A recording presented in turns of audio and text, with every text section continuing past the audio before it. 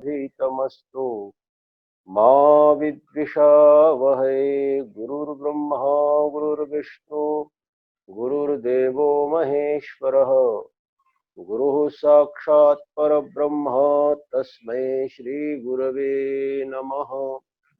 ओम शांति शांति शांति।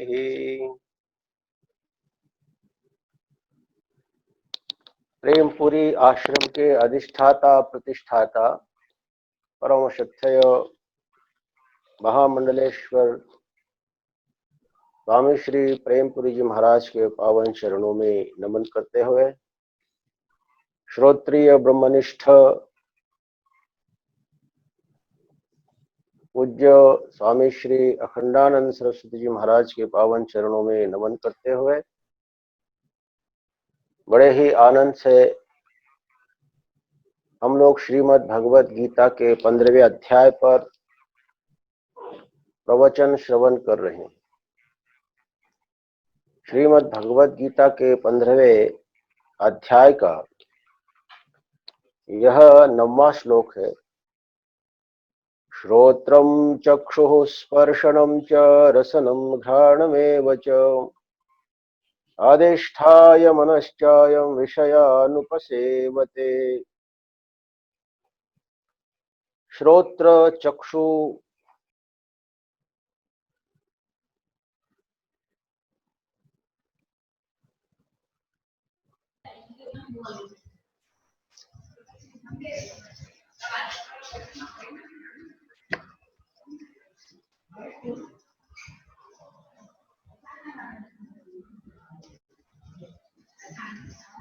ये निरंतर बाह्य पदार्थों में आकर्षित होकर वो बाहर के पदार्थों का भोग करना चाहता है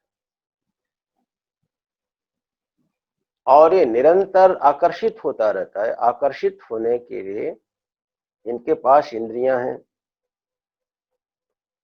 ये आंख है। ये आंख रूप आकृति सौंदर्य में इस जीवात्मा को ले जाती है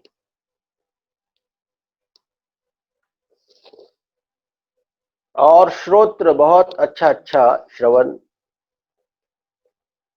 हम अपनी प्रशंसा भी सुनना पसंद करते हैं। हम चाहते हैं कि हमारे बारे में लोग अच्छा बोले और जब कोई अच्छा प्रशंसात्मक वचन बोलता है तो बड़ी प्रसन्नता होती है। ये श्रवणजन्य सुख है। छूकर, खाकर, सूंघकर ये जो आनंद होता है, ये आनंद हमें विषयों के तरफ आकर्षित करता है। विषयानुपसेवते मनश्चायम अधिष्ठितम अयम मनः अधिष्ठाय। भगवान कहते हैं मन का आश्रय लेकर इन पांचों इंद्रियों के साथ जुड़कर ये जीवात्मा विषयों की यात्रा करता है। जीवात्मा के साथ मन है, मन के साथ इंद्रियां हैं और इंद्रियों के साथ विषय है। ये क्रम है।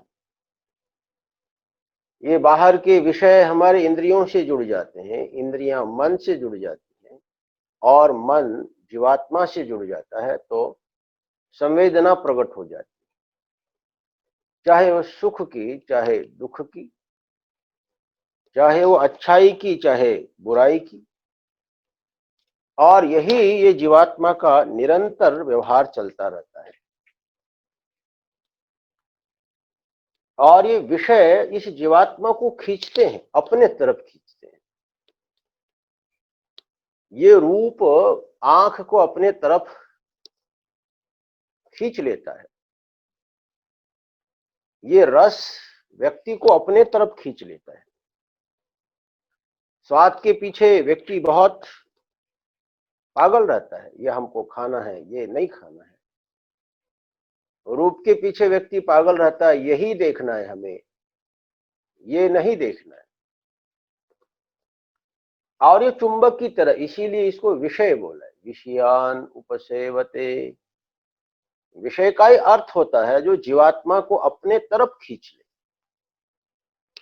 ये रस हमें अपने तरफ खींच लेता है, ये रूप हमें अपने तरफ खींच लेता है, हमको देखना है। हाँ? आदमी में ऐसा देखने का पागलपन छा जाता है, और ये बोलने का पागलपन भी, ये हमको बोलना है। कई बार मन बोलता है कि भैया ये मत बोलो, ये मत बोलो, लेकिन ये हमारा मन नहीं मानता है, वो बोल देता है, और बोलने के बाद फिर अनेकों उपद्रव खड़े कर देता है। हमारे जीवन की 99% समस्याएं हम बोल के पैदा करते हैं। जो बोलना नहीं चाहिए वो बोल देते हैं और समस्या पैदा हो जाती है। महाभारत का एक बहुत सुंदर उदाहरण है, और इस उदाहरण को हम हमेशा देखते रहते हैं, हमेशा श्रवण करते हैं, और ये सीखने जैसा उदाहरण है। द्रौपदी ने दुर्योधन के लिए शब्द का प्रयोग किया, अंधे का बेटा अंधा। वस्तुतः कोई आदमी गिर जाए तो उसको देख करके उसका मजाक उड़ाने की आवश्यकता नहीं है। कोई गिर गया तो उसकी मदद करने की जरूरत है, उसके प्रति सहानुभूति व्यक्त करने की आवश्यकता है। लेकिन वो अंदर की जो भड़ास है ना, वो आदमी निमित्त पाकर वो बाहर कर देता है, रोक नहीं पाता। द्रौपदी को जरूर एक मन ने बोला होगा रुको, और ये इतना कठोर शब्द बोलना नहीं चाहिए, लेकिन उन्होंने बोल दिया, अंधे का पुत्र अंधा। और ये हमारे जीवन में भी ये निरंतर चलता रहता है। हम बहुत बार सोचते हैं कि भैया ये नहीं बोलेंगे, हम ये नहीं खाएंगे, हम अब इसको नहीं छुएंगे, लेकिन ये मन जो है वो विषयानुपसेवते, आकर्षित करता जाता है जीवात्मा को। इसलिए उस परम तत्व परमात्मा को पाना है, जानना है, तो इस आकर्षण से हमें मुक्त होना हो। और इसीलिए भगवान ने एक शब्द का प्रयोग किया है, उत्क्राप यच्चाप्युत्क्रामतीश्वर। इस जीव के लिए भगवान ने ईश्वर बोला, ये भी बड़ी गहरे रहस्य की बात है। भगवान ने कहा भाई मैं ही ईश्वर हूं, ऐसा नहीं है। ये जो जीवात्मा है, ये जीवात्मा भी ईश्वर है। ईश्वर का अर्थ है जिसमें सामर्थ्य है। वास्तविकता तो ये है कि व्यक्ति में भी सामर्थ्य है, व्यक्ति में भी बहुत बड़ी शक्ति है, वो ईश्वरीय शक्ति है। भगवान ने बोला ममे वंशो जीवलोके, वो मेरा अंश,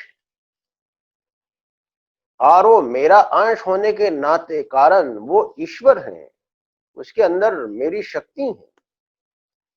वो चाहे तो इन संपूर्ण वासनाओं के आकर्षण से वो मुक्त हो सकता है।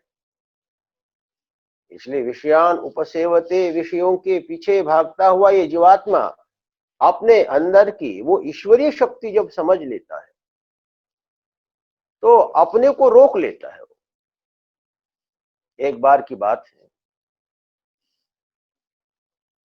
एक कोई सम्राट थे, और वो बने थे नारायण बड़े ही मजेदार प्रक्रिया से। पूरा पहला जो सम्राट था वो अचानक मृत्यु को प्राप्त हो गया, तो लोगों ने सोचा कि अब दूसरा सम्राट कैसे नियुक्त किया जाए, वाद विवाद न हो। इसलिए उन्होंने एक हाथी के सूंड में माला पकड़ा दी, और सुबह के समय उस हाथी को नगर में घुमाने लगे। अब वो माला जिसके गले में पड़ जाए उसी को हम सम्राट बना लेंगे। पुराने जमाने के लोग बड़े ही शांति प्रिय, सीधे सरल थे, और उन्होंने सोचा जो मिले भगवत लब्ध समझकर उसको हम राजा बना देंगे। अब वो हाथी घूम रहा था पूरे नगर में, घूमते घूमते मंदिर के पास आ गया और मंदिर के पास एक भिखारी बैठा हुआ था। और जैसे ही हाथी वहां आया, दैव योग से उस नवयुवक भिखारी के गले में माला डाल दी और वो भिखारी भीख मांग रहा था। वहां कुछ चने वगैरह बांट रहे थे लोग, तो वो हाथों से वो मेरे को दो बोल करके ले रहा था, लेकिन हाथी ने गले में माला डाल दी, वो सम्राट बन गया। वहां के जितने भी सामंत लोग थे, मंत्री लोग, वो बड़े प्रसन्न हो गए और वो कहने लगे हमको राजा मिल गया, तो राजा मिल गया। और उसको लेकर के वो चले गए, बना दिया सम्राट। अब वो सम्राट है और उसके बाद भी एक बार वो मंदिर में दर्शन करने के लिए आए और जैसे ही मंदिर में दर्शन करने करते हुए उन्होंने देखा वहां एक कोई सेठ चना बांट रहा है। उस राजा ने देखा वो एक कोई सेठ चना बांट रहा है, तो उसके अंदर का जो भिखारीपन है वो जागृत हो गया और वो दौड़ करके लाइन में लगा और लाइन में लग करके दोनों हाथ फैला करके बोलने लगा मेरे को चना दे दो, मेरे को चना दे दो।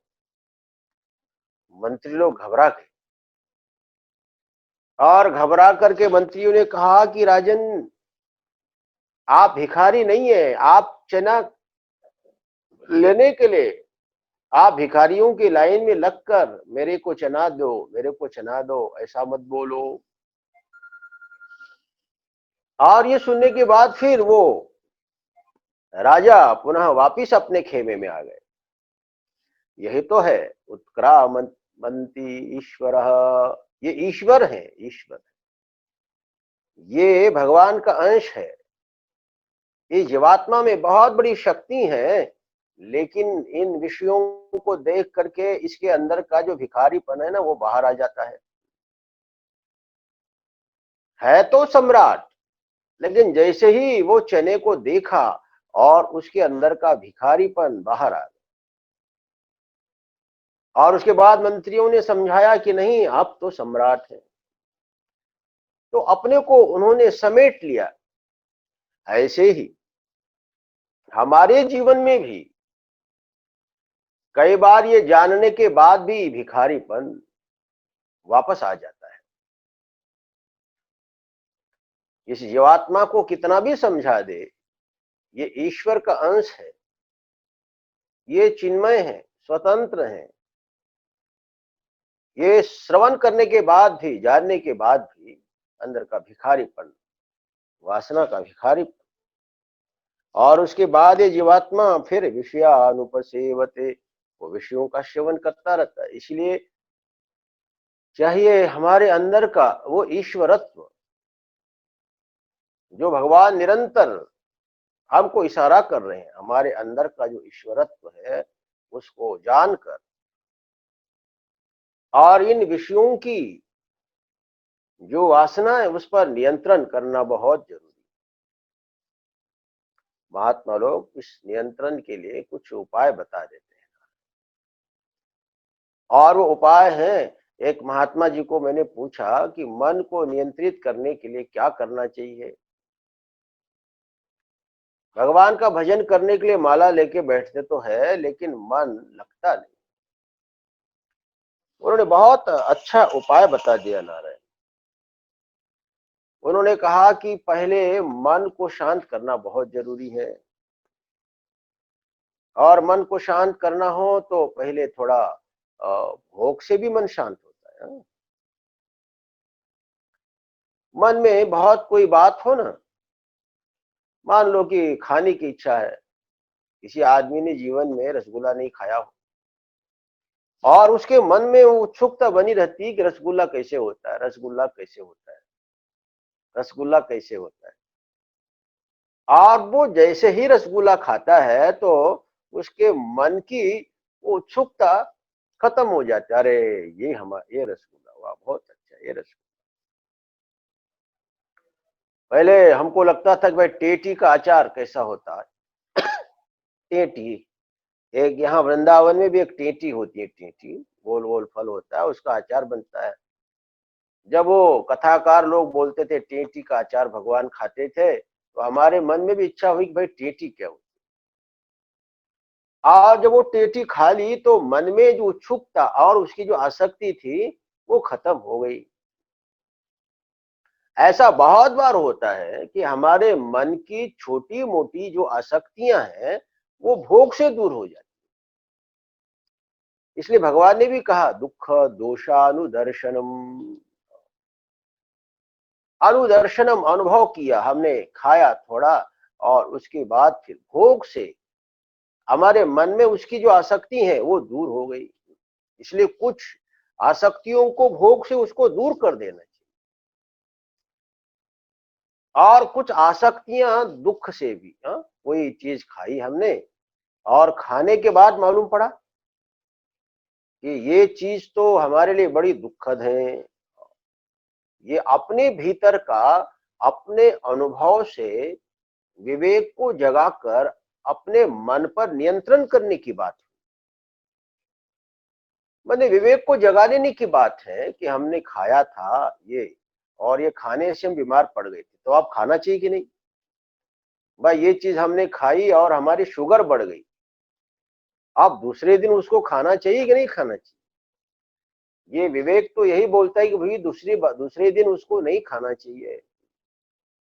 लेकिन आदमी भी बड़ा मजेदार है, वो खा लेता है और उसके साथ साथ दो गोलियां भी अपना निकाल के रख लेता है। भले ही बीमार पड़ जाए, हम खा लेंगे और उसके ऊपर दवा भी खा लेंगे। लेकिन ये बात विवेक की नहीं है, विवेक की बात तो यही है, समझ की बात तो यही है। परिणाम में यदि दुख है तो उससे हमें बचने की आवश्यकता है।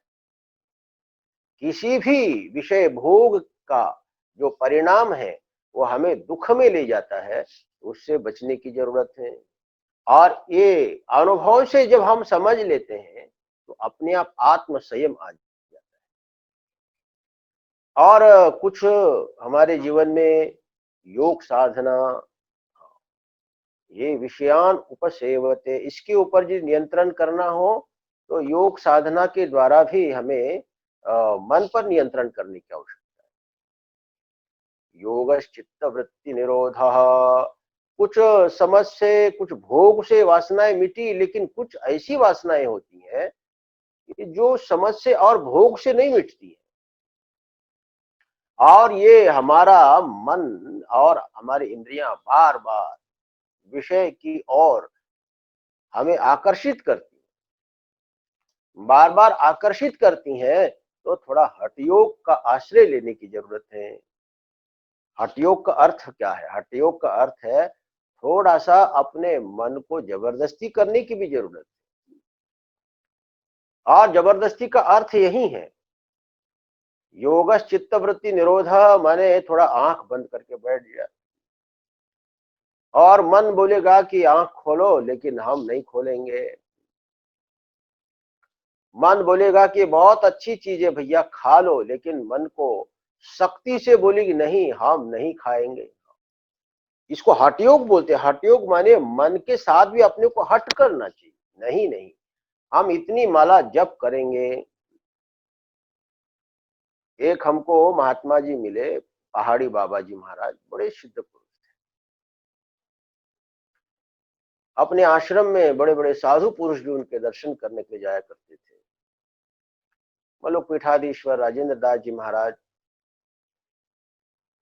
उनके गुरु थे और हमारे भी गुरु थे। और उन्होंने जब वो साधना बता दी, बेटा बोले ऐसे बैठो, ऐसे साधना में ऐसे बैठो, और आंख की मुद्रा ऐसे बनाओ, और इस प्रकार त्राटक लगाओ और उसको स्थिर करो। अब वो मन किधर भी चला जाए, लेकिन शरीर की जो मुद्रा है वो एक होना चाहिए। ये बड़ी गजब की बात। माने आपका शरीर नहीं हिलना चाहिए, मन भले ही हिले लेकिन आपका शरीर न हिले। आपने एक किसी केंद्र बिंदु पर अपने मन को स्थिर कर दिया, अब उसको आपको स्थिर रखना है, भले ही मन आपका अंदर अंदर विचलित होता रहे। हाँ, और जब बाहर हमारा शरीर जब स्थिर होने लगता है, तो फिर बाहर के शरीर की स्थिरता मन के अंदर प्रवेश कर जाती है। इसलिए ध्यान रखना चाहिए। हम जब जब ध्यान करने के लिए बैठते हैं तो हमारे हाथ पैर हिलते रहते हैं। इसलिए स्थिरता बहुत आवश्यकता है, स्थिरता की बहुत आवश्यकता है। आप सत्संग में बैठे हैं, तो सत्संग में बैठे हैं तो शांत समाहित बैठने की आदत रखें। तो बहुत बार बार हाथ हिलाना, इधर उधर करना, और कई बार तो अपने आप ही ऐसे ही हमारा ये मन विचलित हो जाता है, फिर शरीर कभी आदमी इधर खुजलाता है, उधर खुजलाता है। शारीरिक क्रियाओं के ऊपर नियंत्रण भी बहुत जरूरत है। इसलिए योग चित्त वृत्ति निरोध, चित्त वृत्तियों का निरोध करने के बाद फिर आत्म संयम हमारे अंदर विकसित हो जाता है, और ये विषयों का जो पागलपन है, ये पागलपन दूर हो जाता है। इसलिए यही हमारे अंदर का ईशित्व है, यही हमारे अंदर का ईश्वरत्व है। ये हमारे अंदर का जो ईश्वरत्व है, वो योग के द्वारा वो जग जाता है। तदा दृष्टु स्वरूपे अवस्थानम, योग सूत्र बड़ा सुंदर है। जब आत्म संयम हो जाता है, इंद्रियों पर नियंत्रण हो जाता है, चित्त वृत्ति पर निरोध हो जाता है, तो क्या होता है उसका फल? तो बोले तदा दृष्टु स्वरूपे अवस्थानम, उस समय उसको मालूम पड़ता है अपनी आत्मा क्या है। उस समय मालूम पड़ता है मैं कौन हूं, और योग से हमारे अंदर का ईश्वरत्व जागृत हो जाता है। तदा दृष्टु स्वरूप में, स्वरूपे अवस्थानम, वो स्वरूप में स्थित हो जाता है। जब हमारा मन आंख में आ जाता है तो वो रूप दिखा देती है। जब कान में हमारा मन आता है तो शब्द को दिखा देता है। जब हमारी इंद्रिय इस त्वचा में आ जाती है तो स्पर्श का बोध कराता है, और यही हमारा मन नाक में आ जाता है तो सुगंध और दुर्गंध को दिखा देता है, और यही मन जब हमारे रसना में आ जाता है तो फिर तीखा मीठा आदि स्वाद दिखा देता है। लेकिन हमारा मन पांचों इंद्रियों से अलग होकर वो एक जगह पर स्थिर हो गया है। अब मन की जो इंद्रियों की जो वृत्तियां हैं, अब उठनी बंद हो गई है, और वो जो अवस्था है उस समय केवल अपना होना मालूम पड़ता है। उस समय विषयों का होना मालूम नहीं पड़ता है, अपना होना मालूम पड़ता है। इसीलिए यहाँ पर भगवान ने कहा कि उठो, जागो और अपने अंदर का ईशित्व जागृत करो। अपने अंदर जो ईश्वर अंश है, उस ईश्वर के अंश को जगाओ, और उस ईश्वर के अंश को जब हम जगा देते हैं तो फिर वही तो मोक्ष है। ईश्वर का अंश जग जाना और उस ईश्वर के अंश को जान लेना ही वो संबुद्ध अवस्था है। और इसको नहीं जानोगे तो विषयानुपसेवते, भगवान ने कहा कि भैया वो जो निर्वाण न स पुनरावर्तते यत् गत्वा न निवर्तन्ते तत्थाव परम मम, जो बोला था वो मिलने वाला नहीं है। इसलिए इसको जानने के लिए संपूर्ण चित्त वृत्तियों का निरोध कर उस असंग ईश्वर के साथ जुड़ने का अनुभव करना होगा। का कौन कौन अनुभव कर सकता है? भगवान ने अगले श्लोक में कहा है, उत्क्रामंतम स्थितम वापि भुंजानं वा गुणान्वितम विमूढ़ा नानुपश्यन्ति पश्यन्ति ज्ञान चक्षुषः। भगवान ने कहा भैया उस तत्व को वो लोग नहीं जान पाते हैं। उत्क्रामंतम, पहले पहले के श्लोकों में कहा गया था वासनावशात ये जीवात्मा अनेक शरीरों को धारण करता है। वासना उसको अनेकों शरीरों में ले जाती है। इस शरीर में रहने का प्रारब्ध पूरा हो गया और उसके बाद फिर इसको छोड़ करके दूसरे शरीर में चला जाता है और वहां का प्रारब्ध पूरा होने के बाद तीसरे शरीर में चला जाता है। और ये जो जन्म और मृत्यु का जो क्रम है वो कभी खंडित नहीं होता है। और ये जन्म और मृत्यु के इस उपक्रम में ये जीवात्मा अपने भीतर के ईश्वर अंश को समझने में समर्थ नहीं होता, नहीं हो पाता है। यहाँ पर कहते ना अनुपश्यन्ति विमूढ़ा, विमूढ़ा न अनुपश्यन्ति। जो मूढ़ लोग हैं वो उस ईश्वर अंश को नहीं जान पाते हैं। उत्क्रामंतम, भगवान ने कहा उत्क्रामंतम का अर्थ है शरीर छोड़ते समय। ये जीवात्माओं की भगवान ने अवस्थाएं बता दी। भगवान ने कहा कि ये जीवात्मा शरीर में रहता है, हाँ, भोग करता हुआ होता है, कभी कभी गुणों से, सत्वगुण, रजोगुण, तमोगुण से वो जुड़ करके रहता है और कभी कभी इस शरीर को छोड़ने की अवस्था में होता है। तो उस समय वो उस आत्म तत्व को जान नहीं पाता है। उस समय तो बहुत सारी समस्याओं में वो ग्रस्त रहता है। जिस समय ये जीवात्मा शरीर को छोड़ता है उस समय उसकी अवस्था क्या होती है? भाई शरीर जब छोड़ने लगता है तो उस समय उसका मन विचलित रहता है। मृत्यु का जो समय है वो मृत्यु का समय बहुत विकट होता है।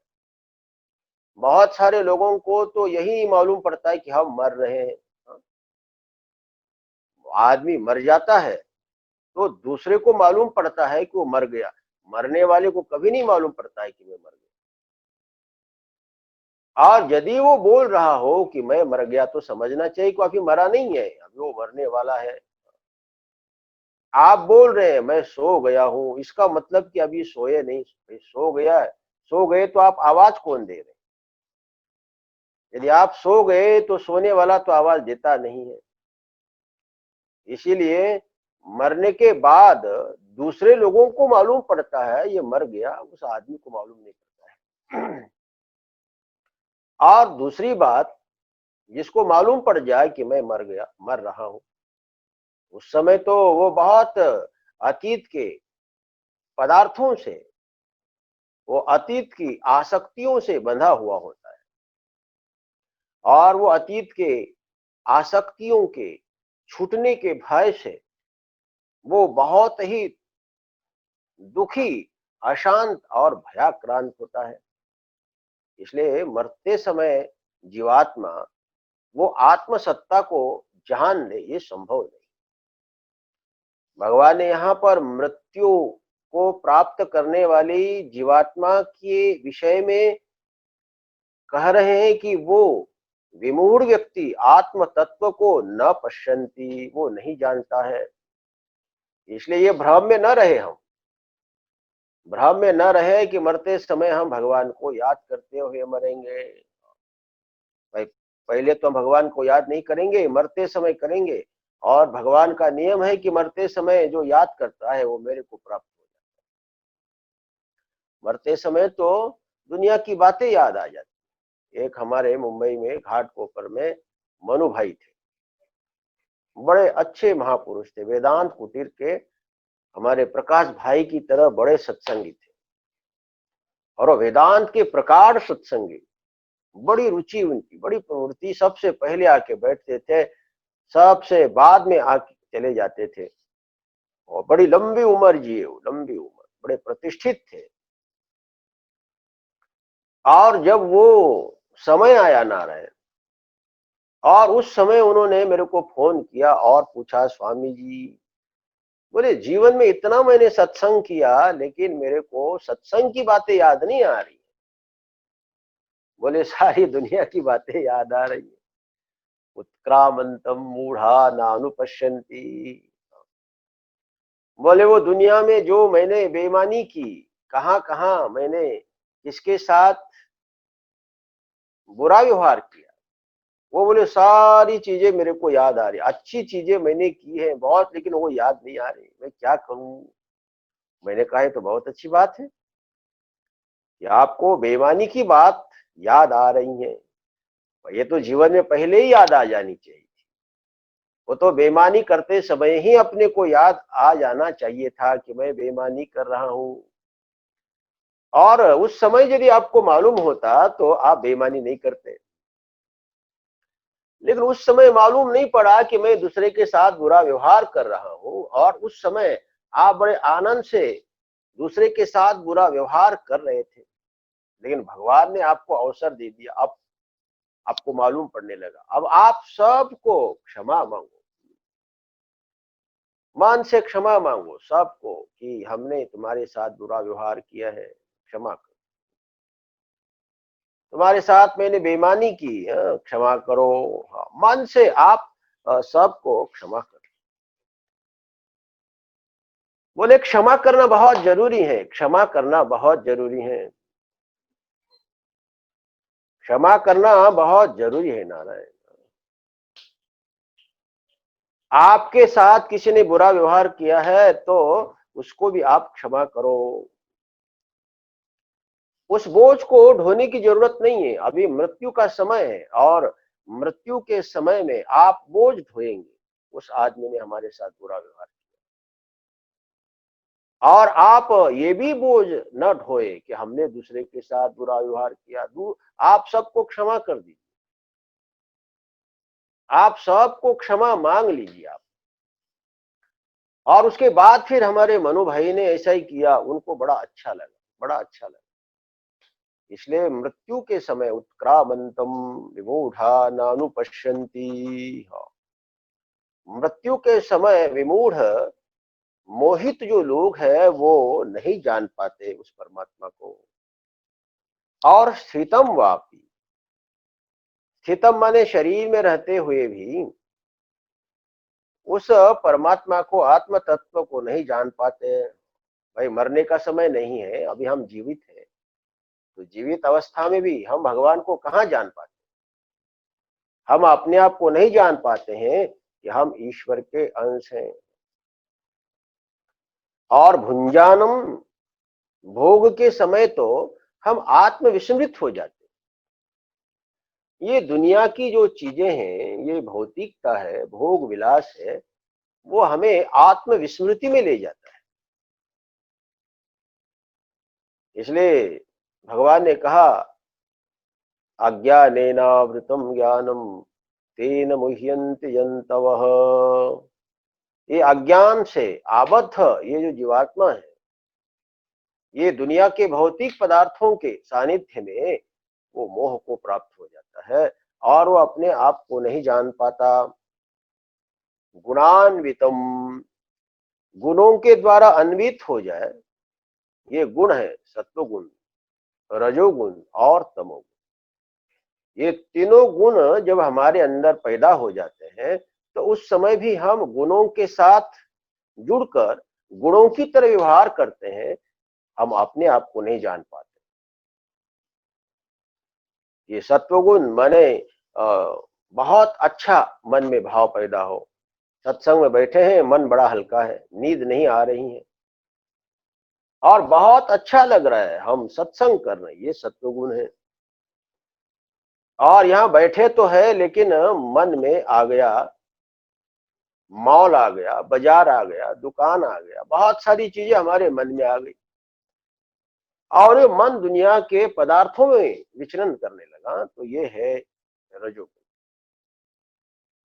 और इस रजोगुण की अवस्था में भी हम आत्म विस्मृत हो जाते, अपने आप को नहीं जान पाते। और तीसरा गुण है तमोगुण। तमोगुण माने अंधकार। जैसे अभी लाइट चली गई थी और एक क्षण के लिए अंधकार फैल गया, और जैसे ही अंधकार फैला तो आपको कुछ मालूम होना बंद हो गया। ऐसे ही नारायण,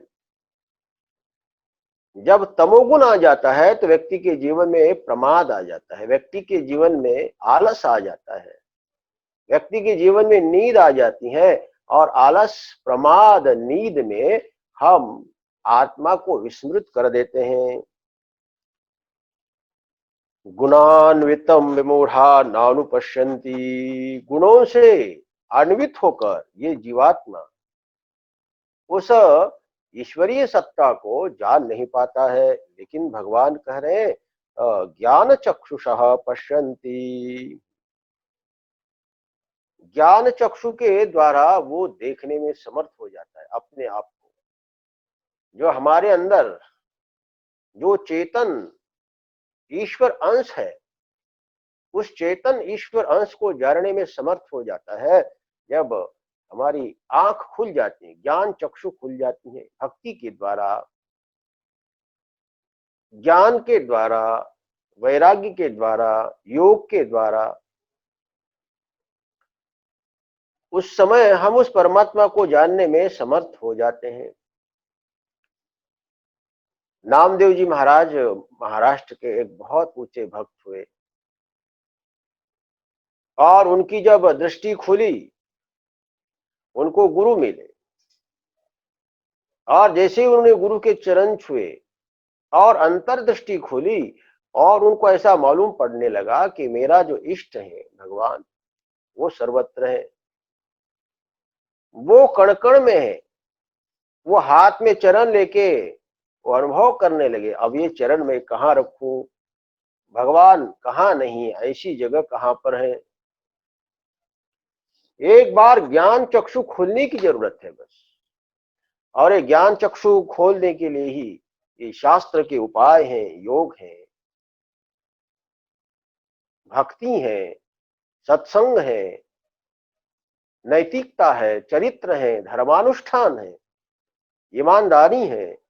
जैसे जैसे हम भगवान का भजन के साथ साथ हम जीवन में ईमानदारी अपनाते हैं, सच्चाई का व्यवहार करते हैं दूसरे के साथ, और हमारी वो अंदर की आंख उस ईश्वर को समझने वाली विकसित हो जाती है। और उस दिव्य दृष्टि को प्राप्त करने का सर्वोत्तम उपाय है भगवान का भजन। निरंतर हमें भगवान का भजन करना चाहिए। बड़ा ही सुंदर ये विषय है भगवान का। धीरे धीरे हम लोग इस भगवत वाणी का श्रवण करेंगे। ये प्रेमपुरी आश्रम और इस प्रेमपुरी आश्रम की अखंड परंपरा सत्संग की बड़ी महान परंपरा है। और इस महान परंपरा के साथ जुड़कर हम निरंतर प्रभु का नामस्मरण करें, हम सत्संग करें। हम निरंतर जब सत्संग करते हैं तो हमारी अंतर मन की जो नेत्र है वो निर्मल हो जाती है और उस परमेश्वर को समझने में हम समर्थ हो जाते हैं। श्री राम जय जय राम, श्री राम जय जय राम। ओम पूर्णमदः पूर्णमिदं पूर्णात् पूर्णमुदच्यते पूर्णस्य पूर्णमादाय पूर्णमेवावशिष्यते। ओम शांति शांति शांति।